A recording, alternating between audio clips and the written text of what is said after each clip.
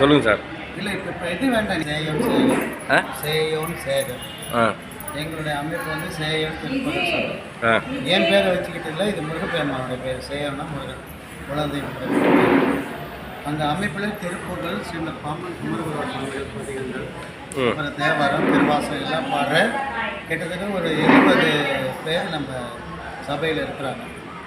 ஒரு கோஷம் தேவாரம் பாட, ஒரு கோஷம் திருவாசகம் பாட, திருப்பூர் பாட, எல்லாமே பாடுவாங்க முழுக்க சுவாமி. அதுக்கப்புறம் மணிவார் நாள் வருது, தேவாரம், திருவாசகம், திருப்புகழ். இதுதான் எங்களுடைய கலையாய பணி, அதோட உலக பணி. இது எதுக்கு செய்யணும்னு கேட்டிங்கன்னா, இப்போ திருவள்ளுவர் காலத்துலேருந்து வைங்களேன், திருவள்ளுவர் பெருந்தகை காலத்திலிருந்து காரைக்கால் அம்மையார் தொடங்கி அதுக்கப்புறமேலுக்கு வந்துட்டு திருமூலர், நக்கீரர், அப்புறம் நால்வர், திருஞான சம்பந்தர், குமாரசாமி, சுந்தரமணி சாமி, மணிவாசன், தாய் மாணவசாமி, திருப்புர சுந்தரசாமி, வள்ளல் சுவாமி வரைக்கும் வாழ்வியல் தத்துவங்கள், ஒழுக்க நெறிகள், அருள் நெறிகள், மானுடவியல், மானுட மாண்பு, அருள் தன்மை, இதெல்லாம் வந்து வலியுறுத்தி சொல்லியிருக்கிறாங்க. இதெல்லாம் பதிகங்கள் வடிவாகவும் அடுத்து வியாசங்கள் வடிவாக இந்த நமக்கு பதிவு இருக்குது.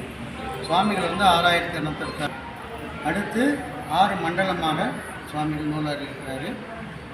வள்ளல் பெருமானும் என்ன செஞ்சால் திருவருப்பார் கூட அற்புதமான பதிவுகள்லாம் பாடினார். காரைக்கால் அம்மை பாடிய நக்கீரர் சுவாமி பாடிய திருமுருகர் பாடிய இதெல்லாமே மனித குலம் தலைக்கவும், மாண்பு செழிக்கவும், ஜாதி பேதம், உயர்வு தாழ்வு, ஏழை பணக்காரன் இதெல்லாம் நீங்கி ஒருமித்த கருத்தோடு இந்த மண்ணில் தோன்றிய உயிர்கள் யாருமே பழுது இல்லாமல் வாழ்ந்து ஈதல் இசைப்படல் வாழ்தல் அப்படிங்கிற சொல்லி நம்ம சொல்லலை. பிறப்புக்கு மேலே இருக்கணும். அந்த நிலையிலே மானுட தன்மை இந்த பூமியில் விதைத்து அன்பையும் சமாதானத்தையும் விதைக்கிறதுக்கு தான் இத்தனை விஷயங்கள் வந்திருக்கு.